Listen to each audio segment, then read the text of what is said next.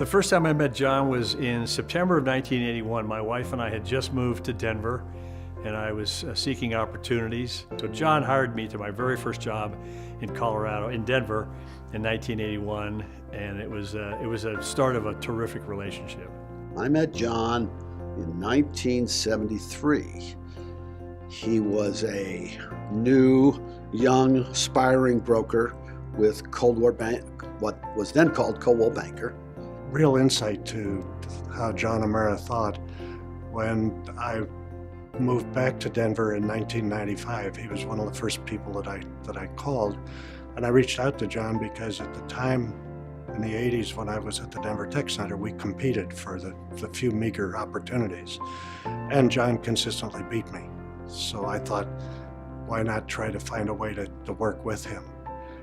So I called John and I said, you know, I'm back in Denver. I would like to find a way for you and I to work together. And John's response was, I'm not sure that I really need you. And my response back was, that's probably true, but I truly need you. That was the start of a relationship where we developed 9 buildings together in the Inverness property over the following 10 years. And we did all of that on a handshake. I don't honestly remember the first time I met John. It was probably down at Inverness Properties, and it was probably had to do with running or cycling. The Inverness Property organization and the park was John OMeara. He spent a career taking a raw piece of ground and turning it into a really internationally known business park. And that was on the back of John OMeara and his tenacity, his vision, and his ability to work with the community to get things done correctly. He was Mr. Inverness. I mean, he was the start of, John was the first and only national president of NAIOP, and he was president back in the days when it was the National Association of Industrial and Office Parks back then, and Inverness was kind of a poster child of an industrial and office park.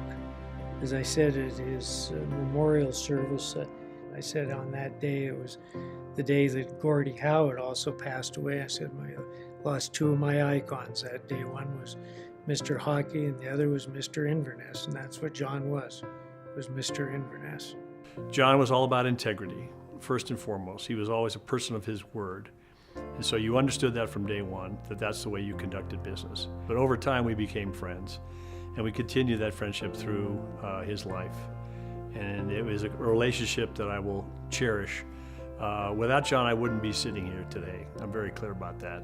And so he made a terrific contribution to my life, both personally and professionally.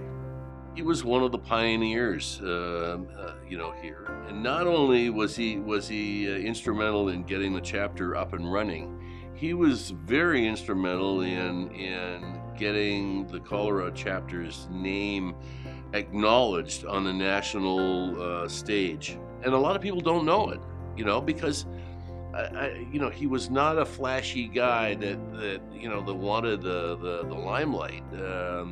He just worked, I guess behind the scenes as well as maybe in front of it.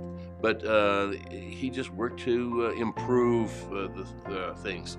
He was instrumental in the formation of the chapter locally because he truly believed it was a place that would allow the industry to advance its cause and have a voice in the community.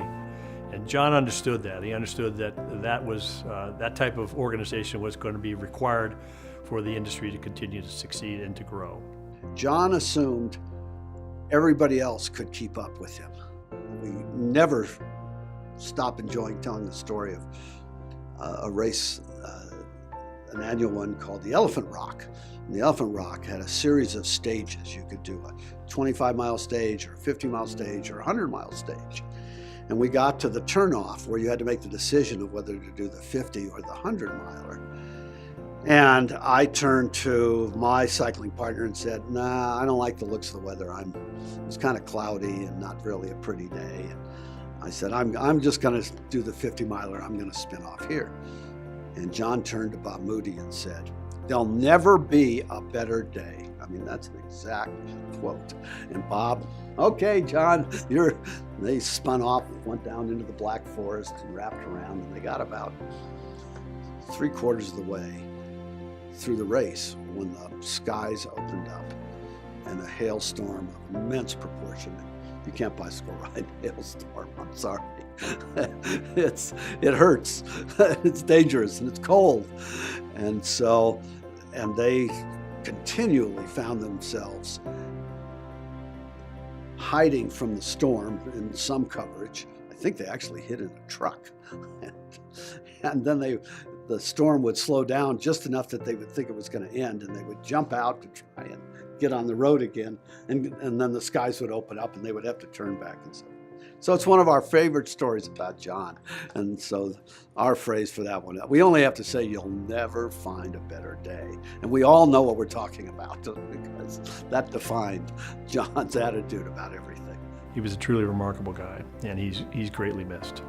It was an honor, it really was, to look back and say, he was one of the good guys, and I got to work with him. I miss him and thank him for all the things he did for my family and just all the good times and the memories. He was a special person. We just miss you.